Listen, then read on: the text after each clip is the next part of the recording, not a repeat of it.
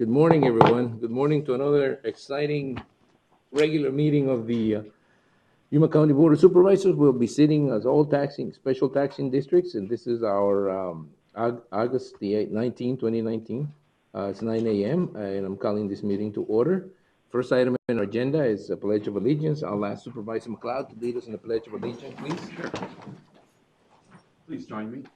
I pledge allegiance to the flag of the United States of America and to the republic for which it stands, one nation under God, indivisible, with liberty and justice for all. Thank you. All right. The first item in the agenda is call to the public. Call to the public is held for the public's benefit to allow individuals to address issues within the board's jurisdiction. Board members may not discuss items that are not specifically identified on the agenda. Therefore, pursuant to Arizona revised statutes, action taken as a result of public comment will be limited to directing staff to study the matter, responding to criticism, or scheduling the matter for further discussion and decisions at a future date. This is the proclamation, an appointment and presentation. I think we have like a proclamation proclaiming today Desiree Dutton's birthday? Yeah, I think we have that. We were gonna read it, but they told us you would be too embarrassed to have that openly. So, but we do want to wish you a happy birthday, and just show our appreciation for what you do. All right.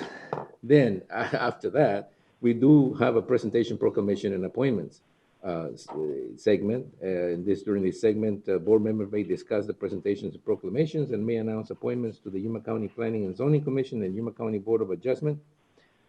No legal action will be taken. We do have one item in there, and that is the presentation of the county line by Yuma 77, the Yuma County Government Channel.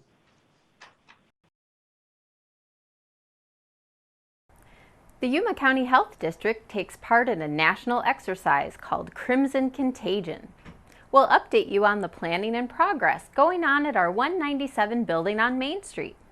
And our Public Works Department received some new equipment with updated technology.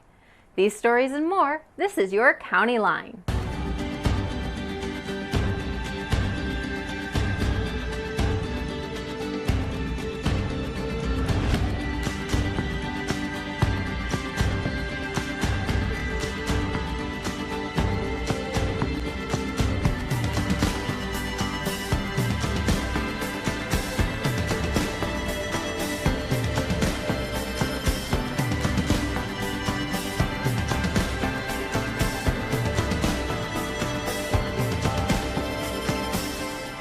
If there's one thing first responders know, saving lives and property during a crisis requires preparation and training, and not always at a convenient time. Nobody knows that better than your county government. Recently, the national preparedness exercise called Crimson Contagion put Yuma County's ability to coordinate, synchronize, and respond to a highly infectious disease safely to the test.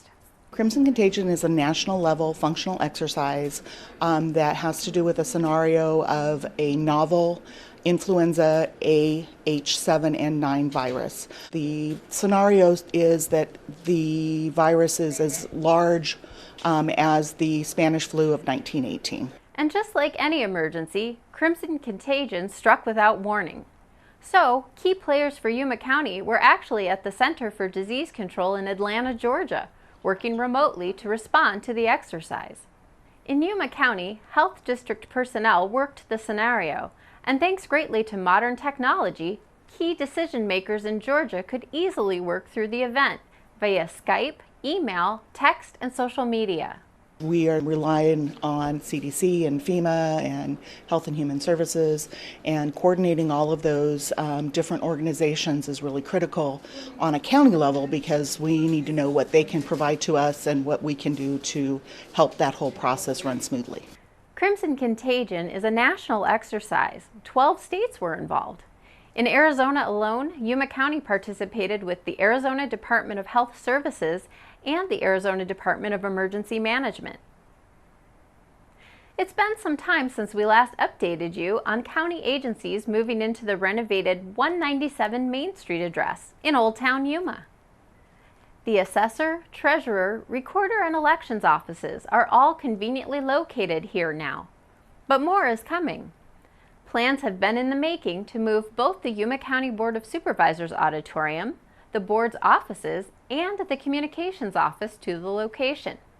Everybody's going to be in for a surprise because with the thought process and the team involved, we're trying to make sure that we do something that's not only for the current need, but for the future and things that the community can be proud of.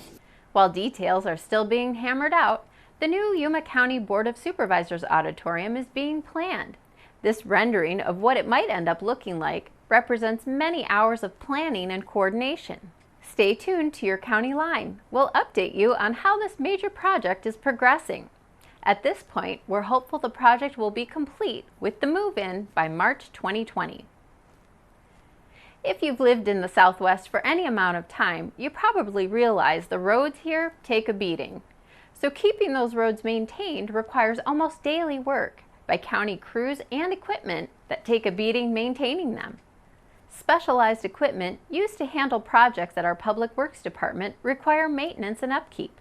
But sooner or later, that equipment needs updating itself. This new equipment comes equipped with Product Link, which is basically just a live data stream, right? So we can monitor its fuel burn, any deficiencies the equipment might have, if check engine light for whatever reason, minor or major, instant notifications. It also adds the ability to interface GPS Insight. So now we can monitor its current location, its daily route, just a lot of cool stuff. Recently, our Public Works Department took delivery on some new machines. And like many things, the newer equipment has updated technology that helps crews in the field work better.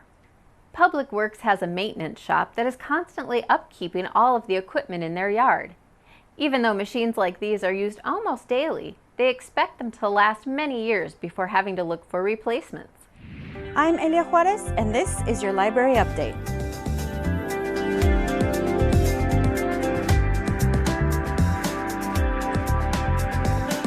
We've just made it a lot easier for you to keep track of your YCLD checkouts and a lot of other stuff by putting it right into your pocket.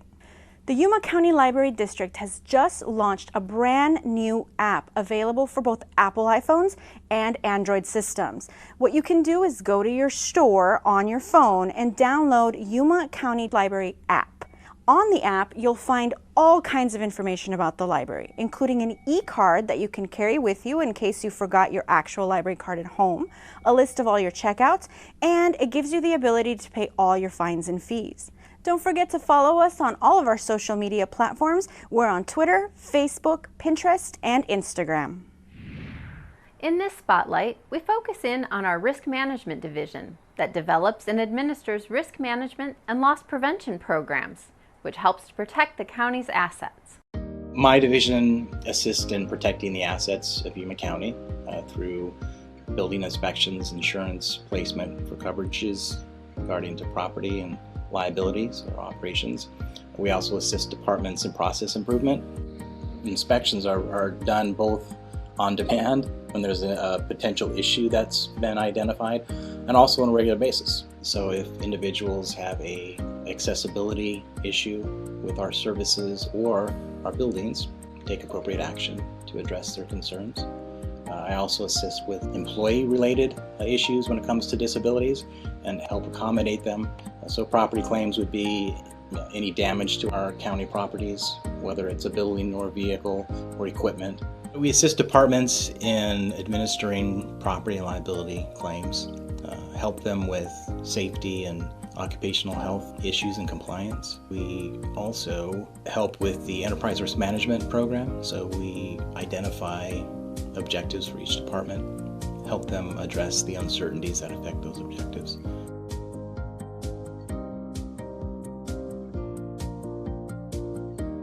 You can learn more about the Yuma County's Risk Management Division by navigating to yumacountyaz.gov. You'll find them under the Government tab. Before we go, there's a very special job and education fair on the horizon. Arizona at Work Yuma County is working with numerous agencies to make it easy. The 2019 Community Job and Education Fair is set to happen on October 2nd at the Yuma Civic and Convention Center. Last year, there were 120 different vendors. It's an amazing opportunity for you to secure that job you've been searching for. And don't forget, the next Yuma County Board of Supervisors meeting will be on Wednesday, September 4th. That Monday is Labor Day, and most of your county offices will be closed. We'd like to thank you for joining us for this County Line. If you'd like to watch past episodes, log on to yumacountyaz.gov/VOD. And don't forget, you can join us live on Facebook. We'll see you next time. All right. I still keep waiting for her to give me that Vulcan sign. I mean, every time she goes up like this, I say, she's going to do it this time. Never does. Anyway, thank you very much for that report. And because of the excitement over Desiree Dutton's birthday, I skipped in the call to the public, a formula that I had for Ken Rosbeer. I mean, we're so familiar with you, that family already, you know what it breeds, right? And Supervisors, I'm sure you're happy since I retired from the chamber, I don't come up here and scream about property taxes anymore, so. I wouldn't call it I happy. still watch them, but I don't have any authority to scream, so.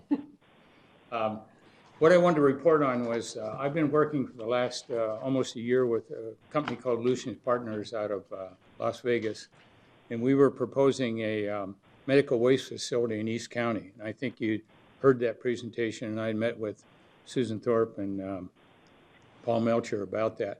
I just wanted to report the status on that project. It is on hold, and it's on hold because of an engineering process within the structure of the facility. So it probably will be on hold for about a year, and they're in the process of acquiring a company that formerly owned the process itself.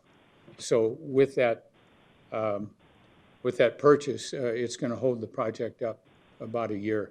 And during that time, though, we're going to go ahead with the environmental part of it. We think the project's still good. It will be a great facility. It will be a job creator and a tax creator. But it takes a lot of environmental hoops to jump through. So we'll be working on that during the time that the engineering process is going on. So I just wanted to bring you an update on that project, that we're still trying to acquire the property and make the process go forward. So that's just an FYI for you. Thank you. Thank you. Yeah. Any questions? Thank you for keeping, no, thank you. Thank you. All right, now let's get back on schedule. That's what happens when you get up, you lose your seat. Yeah, now you have to sit over here. Now you have to sit Yeah, where you know, but we have no rules about you keeping your seat when you get up. Yeah, I know. All right, then we'll move on then to our agenda, the next item in the agenda, which is the consent calendar. The consent calendar, the items listed under the consent agenda will be considered as a group and acted upon by one motion with no separate discussion unless a board member so requests. In that event, the item will be removed from the consent calendar for separate discussion and action. Just before we begin with this, when we didn't do, I don't remember if we did a roll call, but I want the record to reflect that Supervisor Simmons is on the phone. Okay, are you on the phone? Yep, I'm still here. All right. Okay. Well, just let us know if you want to go anywhere else. All right. Then, having said that, then we'll go on to open up the consent calendar. 1 through 1 through 6. I think it's 15. 1 through 15. Does anybody want to pull anything from it? I want to pull a couple of items. Item 5 and item 14. Well, actually, item 5, 11, and 14. Does anybody want to pull anything else? If not, I'll entertain a motion to approve consent calendar items 1 through 15. 11 and 14. 1, it's 5, 11, and 14, with the exception of 5, 11, and 14. Move to approve the remainder as presented. Is there a second? Is there a motion and second to approve consent calendar with the exception of 5, 11, and 14? All those in favor of the motion signify by stating aye. Aye. Anybody opposed? Motion carries.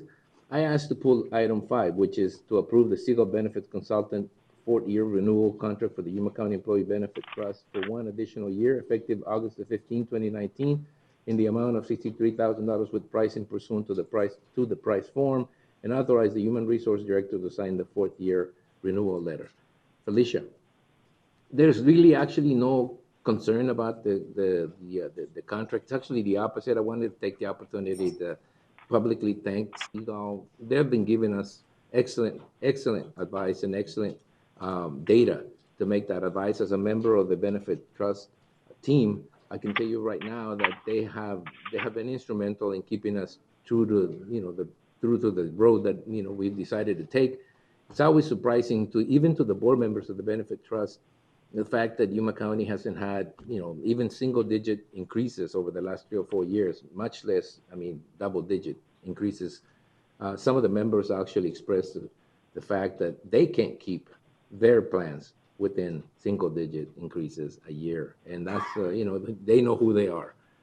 But at this particular time, I wanted to take the opportunity to thank Seagull and thank the staff for making it happen. I know that sometimes things like this doesn't seem to, we don't make enough noise, if you want to call it that way. We don't acknowledge a lot that there's a lot of work that goes into those into making that happen, and I wanted to make sure that today we did that. Thank you, Chairman Reyes and members of the board. I will definitely share the accolades with Siegel. We as staff as well definitely say that we appreciate all the work that they do, and they're definitely a pleasure to be able to work with. So we look forward to working with them in this next 4 to 5 year time frame. All right. Having said that, I'll move that we approve item 5 as presented. Second. There's motion and second to approve items 5 as presented. All those in favor of the motion signify by stating aye. Aye. Aye. Okay. Anybody opposed? Motion carries. Item 11 is from Public Works. Authorize the Public Works Director to purchase. Thank you, Felicia, and thank you, team, for being here. To purchase to purchase 4 new Chevrolet Silverado 1500 crew cab 4-wheel drives and 1 new Chevrolet Traverse from Fisher Chevrolet Buick GMC in an amount not to exceed $173,000. I asked that item to be put up because it is always a pleasure when we get a local dealership that actually gets these contracts. I mean, part of the problem is sometimes they're not necessarily aware of all the things you have to go through to get to it. But in this particular case, it's nice to see that a local dealership, actually had won the bid, because that's the way the process is. And I've been, what's the word that I would use? I'll use a diplomatic word, but I've been told by some of the dealers here that that Yuma County doesn't really make an effort, to have them be part of that bidding process. I know that's not true. It's just that we have to follow a process by statute, and sometimes that's difficult to convey, especially to the local dealers that see us purchasing vehicles from Phoenix, from Tucson, from other places.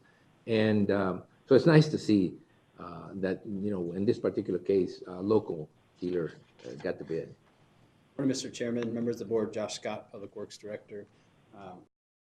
Yeah, I would agree. I think Fisher beat Midway by about $1,600 on this one. But I think this is the advantage you're going to see going forward to the county's approach to fleet management and consolidating that under Public Works. We're able to approach the dealers with larger quantity purchases, which I think make the locals more competitive. Sure.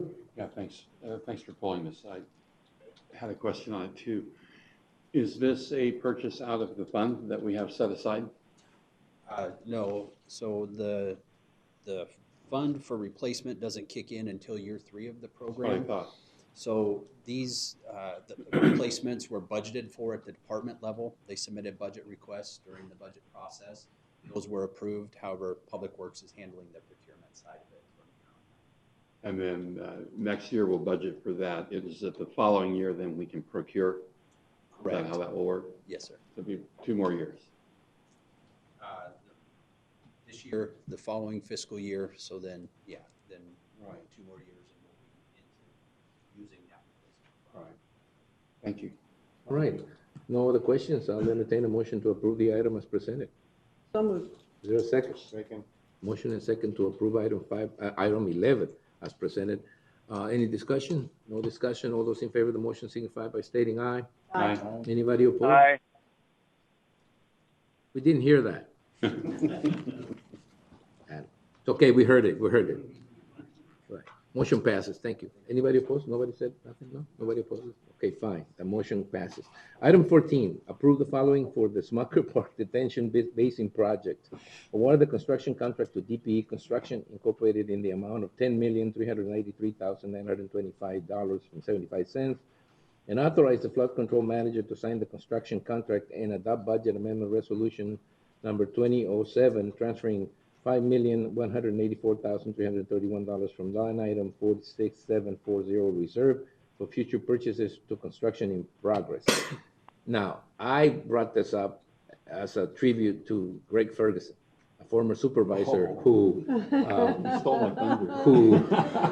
I'm sure would have been really happy to see, us awarding that contract. It's been, I don't know, 20, 30 years, and I think it's been here longer than I've been. It's as a project, and I mean, it's so anticlimactic that, it's in a consent agenda, because it's been kicking around, it's really incredible how long this has survived, and how many moves, to derail it, has survived. But it seems like the day may be here where construction will begin, and I just wanted to get a sense of when that would happen. Sure. Mr. Chair, members of the board, Frank Sanchez, Deputy County Engineer. It so happens that I ran into Greg Ferguson this weekend, and I let him know, and he said he wanted to be the first one out there with the shovel to start to dig the hole. So Make sure he gets an invitation. Yeah. Well, there is a move within this board to actually rename it the Greg Ferguson Detention Basin Project, if we could, because it would always be a reminder to him that things can happen if he waits long enough. Right.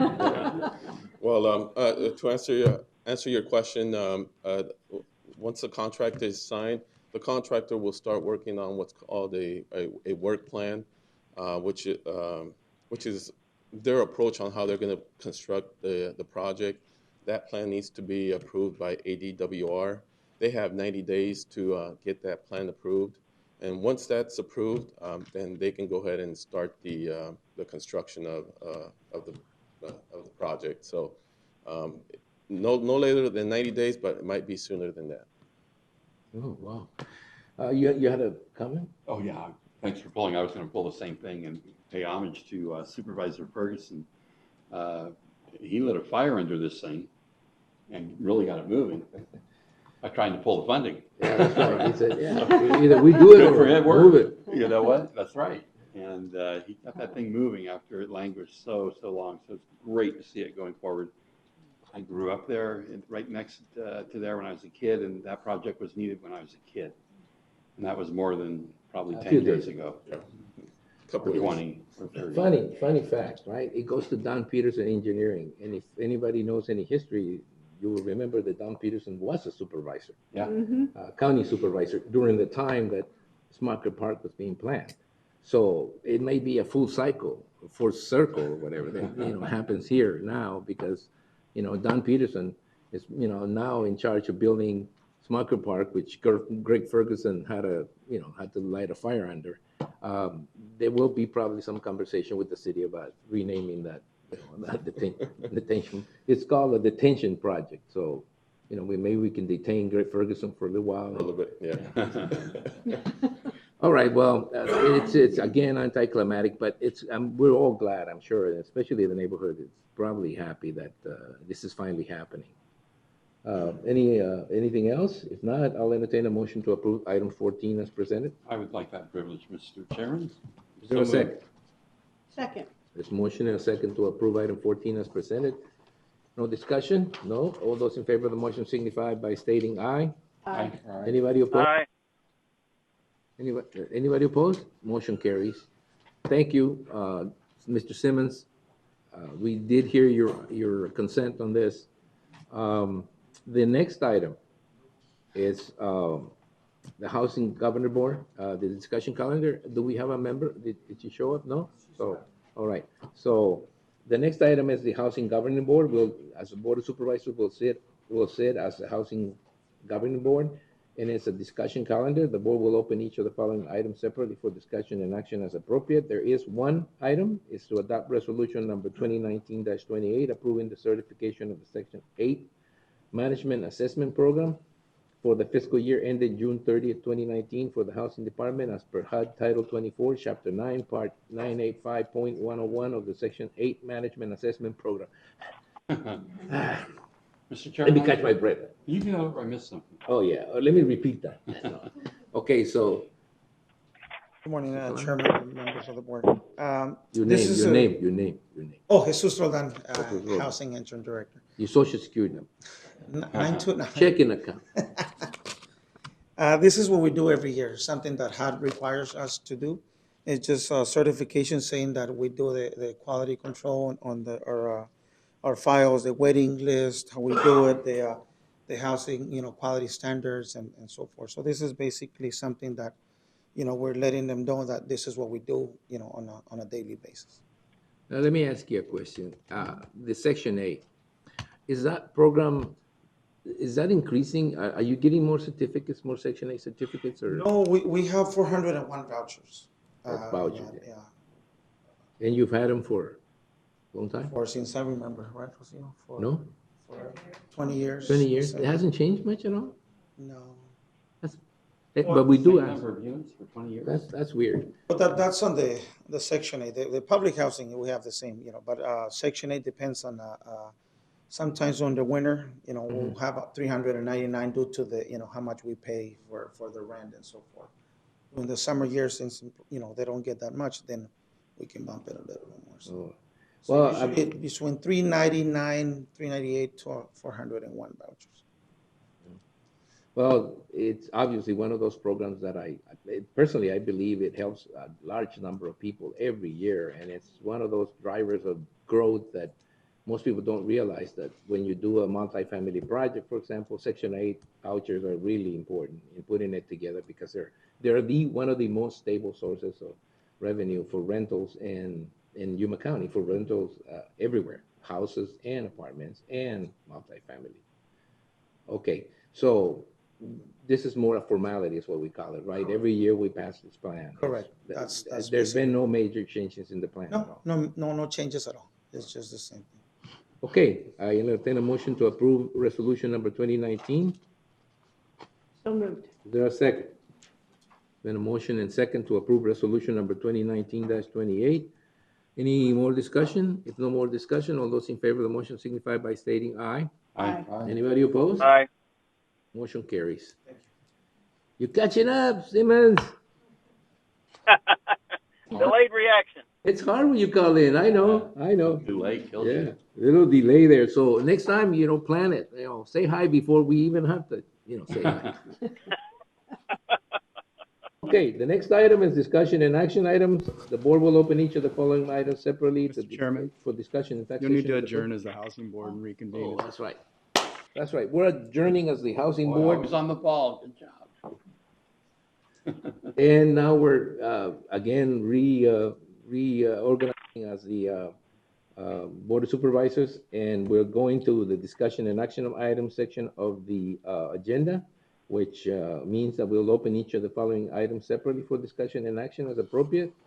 And we have from financial services in all special taxing districts. As a matter of fact, now we're sitting as a board of all special taxing districts also, to establish or adopt the property tax rates and assessment of taxes for all applicable Yuma County direct and overlapping general authorities, special districts, and improvement districts for fiscal year 2019-2020, pursuant to Arizona Revised Statutes 42-17151, as indicated on the schedule. This is again one of those anticlimactic situations where we finish with the budget and now we have to match the revenues to the budget. Mr. Correct? Chairman, members of the board, Gil Villegas, Chief Financial Officer. Yes, this is the final steps in the whole budget preparation process. This is where the levies and the tax rates get approved and adopted by the board. So we can notify the PTOC, the Property Tax Oversight Commission, what our assessor and our treasurers will be levying and collecting from the public. So what I have presented to you, the spreadsheet, it's called the Direct and Overlapping Property Tax rates and levy spreadsheet for the fiscal year ending June 30th, 2020.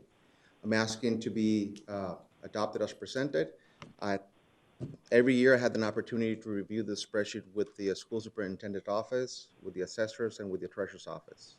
So it's kind of a team effort just to make sure that we have the proper rates and the proper levies all in this spreadsheet, because that's what we're notifying to the PTOC, like I mentioned. Also, all the other districts or taxing authorities within Yuma County, school districts, special districts, cities, they have done their due diligence, adopting the budget and setting out the levies and rates, and those have been communicated to me, so they have been included in the spreadsheet. So at this point, we're happy to entertain any questions. I'm not sure you want to open up a question on tax rates, but you're welcome to. I mean, this has been discussed over and over again. Is there anything in particular that any I'd like board to member? clarify, just. Sure, go ahead. Thank you, Mr. Chairman. Just for the public, I was reading an article and it kind of made it sound like the board sets all of these rates, so the public understands. Each of these entities reports to you the rate that they have decided. The board's basically a pass-through, except for the budget that the board sets, of course.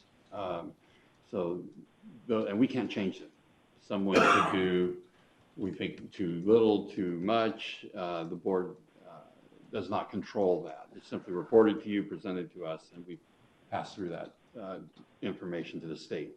Mr. Chairman, Supervisor McLeod, that is correct. The Yuma County Board of Supervisors is responsible for the main property tax that we have for Yuma County, Library District, flood control, and all the improvement districts that pertain to Yuma County only. Special districts, the majority of them, they have their own authority, their own board, that they set their own rates, they set their own levy. Same thing with the cities, City of San Luis, City of Somerton, and the City of Yuma.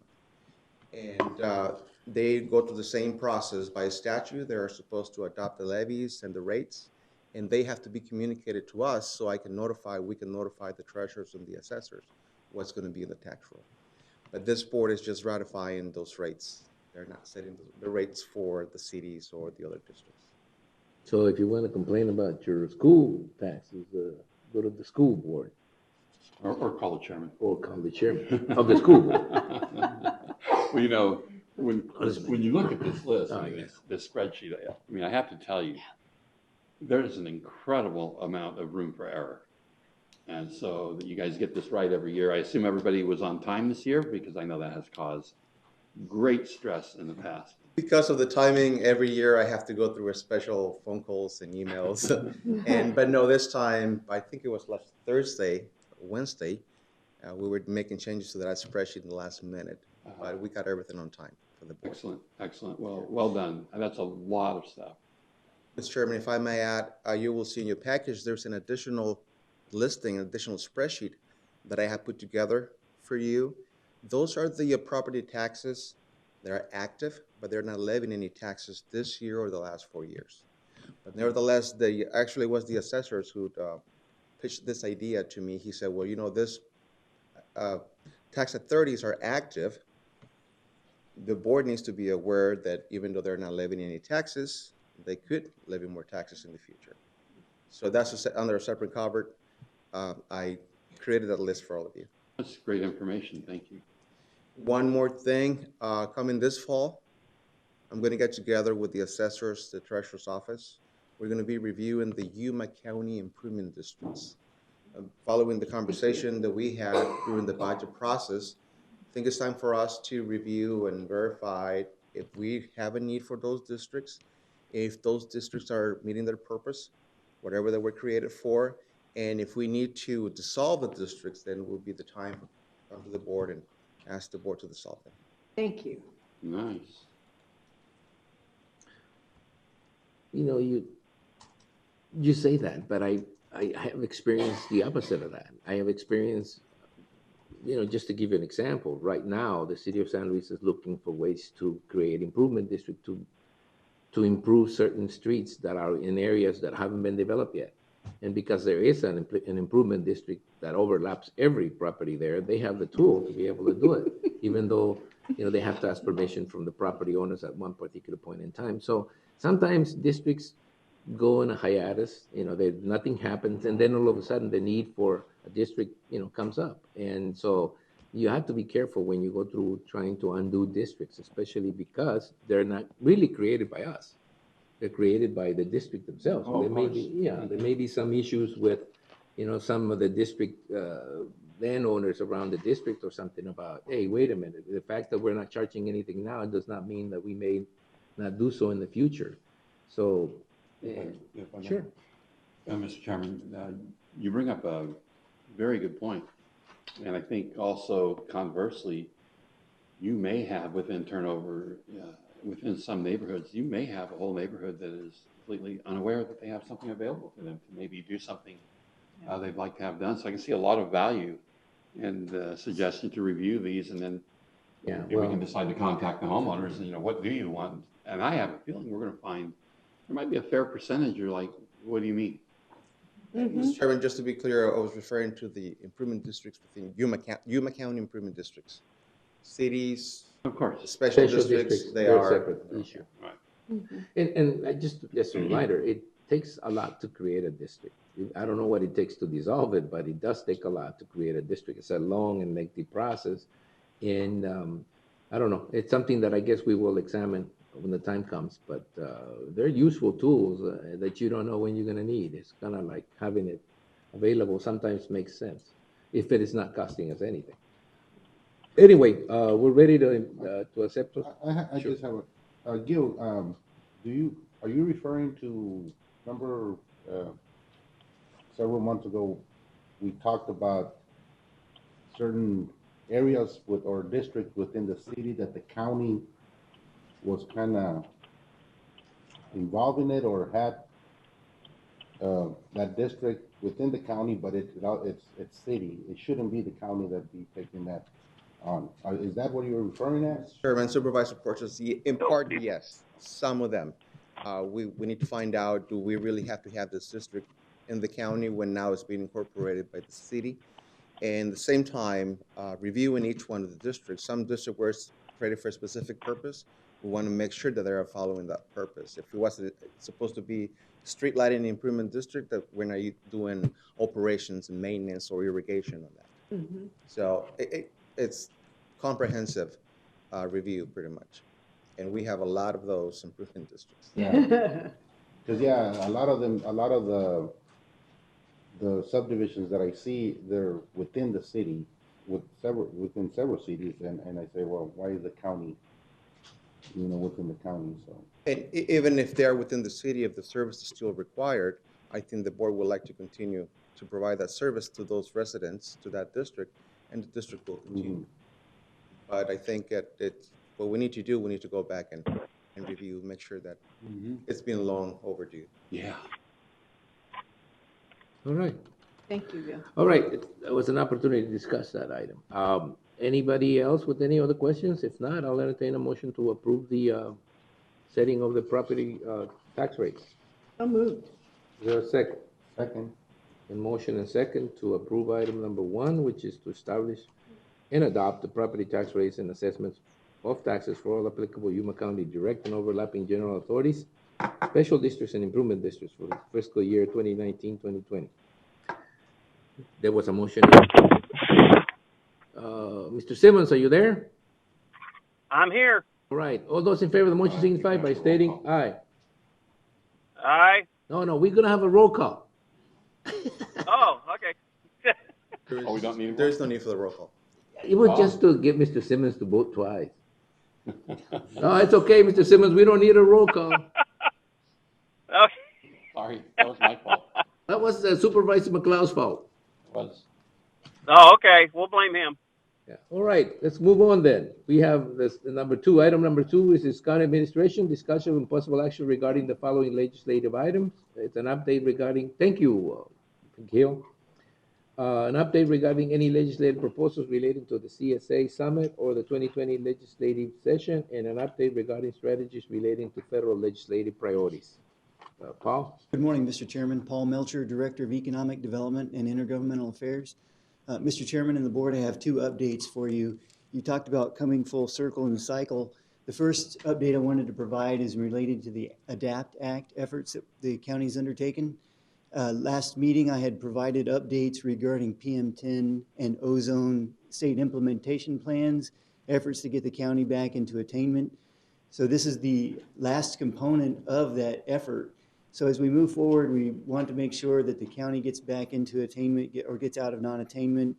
And the ADAPT Act then, if it were to be introduced and passed by Congress, would provide that surety to the county that when we can demonstrate that it's international ozone and PM10 that's contributing to a non-attainment area, that not only the Yuma region, but other regions around the United States in similar situations would be able to perform that demonstration and to avoid having the non-attainment areas in those in their jurisdictions. I'd also like to give you an update on the federal tax intercept. We had 2 good stakeholder meetings the last couple weeks. I wanted to give you an idea that the county's been talking about this federal tax intercept for about 4 years, but we've been looking just in general about determining how we would go about finding sponsors to get the legislation reintroduced, and came to find out through several discussions with other stakeholders that there have been efforts since 2011 in sequence to get the act reintroduced. So while the county really hadn't acted on it specifically, what we're going to go back and look at through the Arizona Office of the Courts and through our local court system is to figure out, again, who those stakeholders need to be able to provide something and to get the ball rolling again on introducing the legislation sometime after the presidential cycle in 2020. They're looking at the complicating factors here are that there's a federal tax intercept already for child support. So reintroducing something on there has always seemed, the hurdle was it seemed to, if those persons might be already paying child support, you're adding another layer of an intercept on there, and then what's left over from those taxes. So there's some of those issues that we have to overcome, but moving forward, they seem to think that at the federal level, that looking at that 2020 after the presidential cycle makes the most sense. Mr. Chairman, that's my update for today. I'd be happy to answer any questions. All right, any questions? I have just a comment, Mr. Chair. Yes? I was at a function just recently, and you were mentioned on how hard you're working on the PM10 ozone and what great progress that you've made. So I just wanted to make sure you get recognized for all that hard work that you're doing and that you're leading the charge at the state and the federal level to get that done. Thanks. Thank you very much. Yeah, you do notice that I'm bald, right? Not here. So I thought I was getting fussy, like that. I would look at you and I was thinking, well, something's different right there. And I see you growing a goatee right there, but I thought it was just my eyesight, He's working so hard, I forgot to he's shave. working at it. Yeah, no. Keep at it, I see. Well, Whatever we can grow hair is. Oh. Thank you, Paul. You're welcome, Mr. Chairman. All right, that takes care of item 2, and we move on to the event calendar and current events, where board members and county administrator will report on and may discuss events attended or to be attended on behalf of the county, may present a brief summary of current events, and may update the schedule for future board of supervisors meetings as appropriate. No legal action will be taken. Supervisor Simmons. Yes. You're first. Oh, okay. Well, so all I had was attended the LEPC meeting. I had a pipeline meeting at the Civic Center, which was really good information. Attended the annual Farm Bureau meeting and dinner. And I was invited out to the tea party and talked to them for a little bit. And that's about it. Ooh, well, that was a tough week, wasn't it? Yeah. And that's it. I heard some screaming behind that. Oh, my. Anyway. Right now, I'm driving through the GCU campus trying to find where I can unload my granddaughter's stuff. Oh, no. Nice. Oh, wow. Well, good luck with that. Yeah. All right. Supervisor Porches.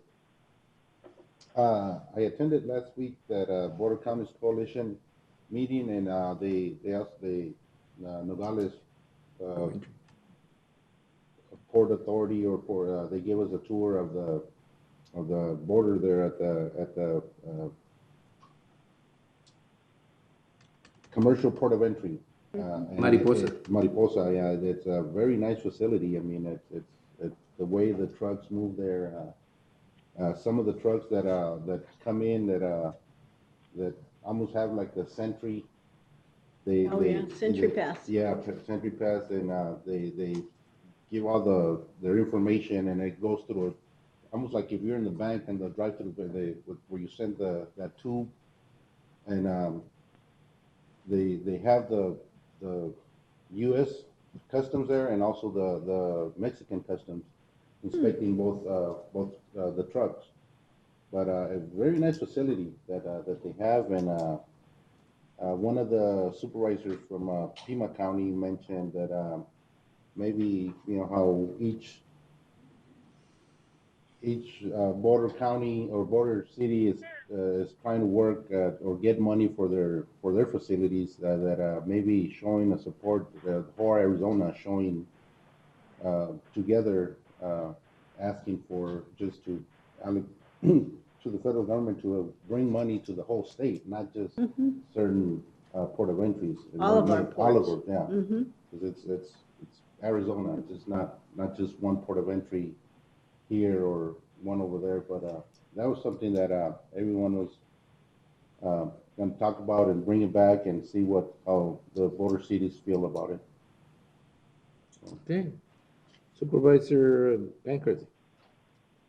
I attended, it was called ABEC training. It's Arizona Business Education Coalition training.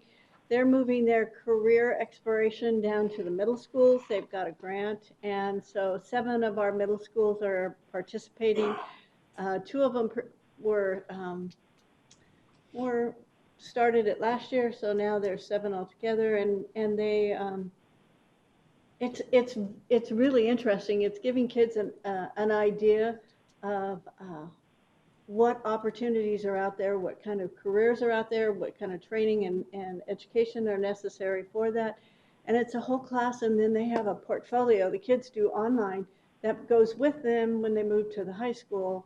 And it really helps those kids think about their future. And the reason they're bringing it down to the junior high is because they're finding that there isn't enough preparation time for those kids when they're starting as a freshman. So starting as a 7th grader, they get into their freshman year, then they know exactly what they need to take as far as classes go for a career that they may be interested in. And it's being funded through ABEC and the Department of Education, and they had a teacher training. So I went to the teacher training. You know, I can't stay away from that kind of teacher stuff. So attended that. Attended Good Morning Yuma, the breakfast. Attended the LEPC meeting along with our fellow board member. I attended our retreat for the National Heritage Area board retreat. I went to the Yuma County Farm Bureau annual meeting, and if you haven't seen it, Sunday's paper, there was all of the awards were in there. It was really nice. And then I had lunch with Congressman Greg Stanton, and told him to make sure you keep our agriculture and our military bases on his radar, and make sure that all of Arizona, especially Yuma, is kind of keep it on there. Even though you don't represent our area, you still represent Arizona, and our agriculture and military bases are important. So that's what I did. Supervisor McLeod. Yeah, I attended the a teleconference that Craig Sullivan from CSA had set up on transportation issues up in the northwest corner of the state. Deputy Mayor Gary Knight was instrumental in putting that together. He serves on the State Transportation Board, so it'll be an interesting item that'll come up in front of CSA, I think, in the near future. Also, went up to Phoenix to meet with Sandra Watson and got my board book for the Arizona Commerce Authority, and so I'll serve on there for a while. Also, Mr. Chairman, the call to the public is still open, correct? I think so, yeah. We leave it Yeah. open until we close. I the had meeting. forgotten to mention I saw the cities of San Luis and Somerton wrote a letter opposing the USDOT facility there at the San Luis Commercial Port of Entry. And I wonder if the chairman then might entertain doing something similar from the board. So, Yeah, no, it's fine. Okay. I had it That's all in I my got. report. Oh, I think so. I think we Just a discussed comment, that. Susan sent a letter. Yeah, we sent a letter already Yes. opposing Yeah. it. We did. Yeah, we did. As a board, Mhm. the action? Okay. Susan sent it, yeah. Well, you may want to Mr. talk. Chairman, did you want to send us a letter as well? Yes, On behalf of the board? definitely. On Yeah, behalf I of the didn't think we board. did it on behalf of the board, We right? can prepare that. Yeah, just checking Okay, with thank this you. county All attorney. right, Okay. okay. Thank you. Let's see, where can I start? I attended a very interesting meeting with the acting Secretary of Homeland Security when I was here. They called Mayor of Yuma and Representative Tim Dunn and myself to a meeting to discuss border issues. Now, it feels weird to discuss border issues when, when the mayor of San Luis isn't invited, or even Somerton, but it was lucky to just get invited myself. So, but it was an opportunity to bring out some of the issues and some of the port, I would call it activities in the crossing. Um, and I think he was here to basically announce that there was a $30 million allocation set aside for non-governmental agencies, that he wanted us to let all those non-governmental agencies working on the asylum crisis know that there was some money that was coming down, and they brought in the announcements and the process to follow. After that meeting, I met with the Red Cross representative and we discussed the way to process that situation. But it was an opportunity to talk about when are these officers that were taken from here coming back, those kind of the staffing issues at the border. The current port director, Mr. Schwan, was there to actually let us know that he was coming back up to full, what do you call it?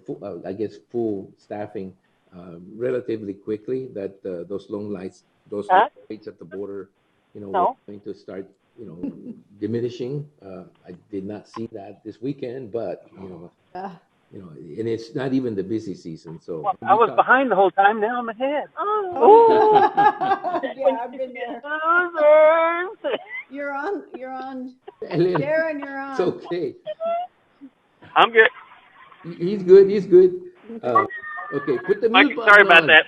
Yeah, mute it. Mute the mute button on. So anyway, there was a couple of other things. so hard to call in. Mr. Dunn addressed the issue of farm workers crossing in the morning, especially the H2A. There was some suggestions that we try to see how we can set up the new commercial port of entry with a system that allows them to cross through there as opposed to cross through the regular crossing. Right now, it's a mess in the mornings. It is. So there was a lot of items that were discussed. The sheriff, our sheriff, got a mention in there, a good one. I mean, about how well they have coordinated efforts with the current law enforcement in Yuma. I'll give kudos to the mayor, Mayor Nichols, who also brought in the use of the the courthouse, the federal courthouse, and why wasn't it set up so that they could do more things like hold hearings for immigration hearings, those kind of things. He brought it up there. So it was a long and lengthy meeting, too long to go into a lot of details.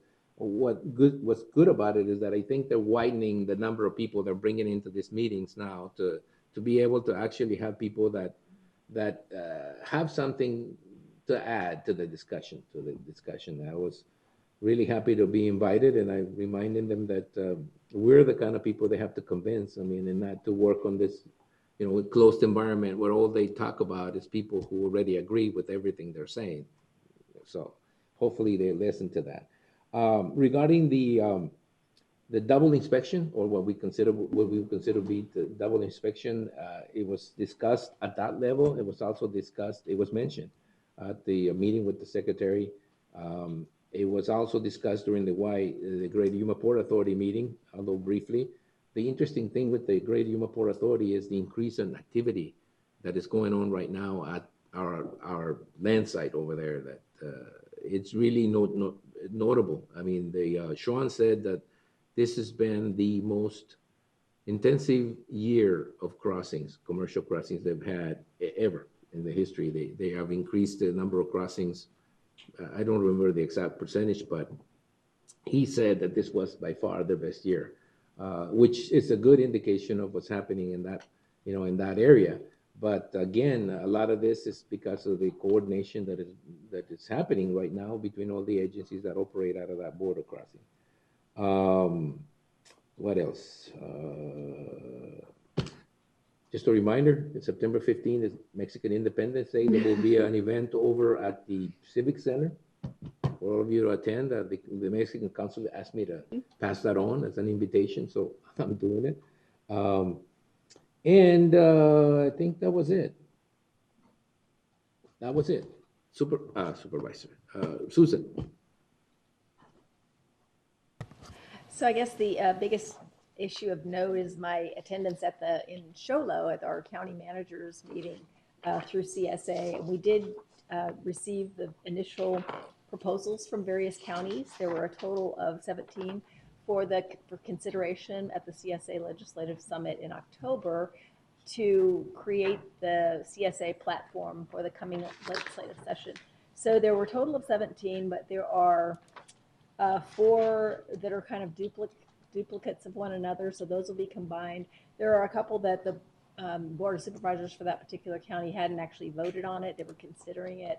So it's not final yet. It's kind of a moving set of priorities. So the CSA staff will work with those counties to consolidate the ones that are duplicating one another to create some kind of a succinct and unified proposal that we can consider. So just wanted you to have that. And as time goes, I'll send you the draft as it is right now and point out the ones that are duplicative. And then as progress gets made in the next month, we'll get a better idea of what proposals will be considered in October. Okay. Anything else? Nothing else? Okay, this is, this is kind of unusual. We're getting done before 10 a.m. If nothing else is on the agenda, the meeting is over.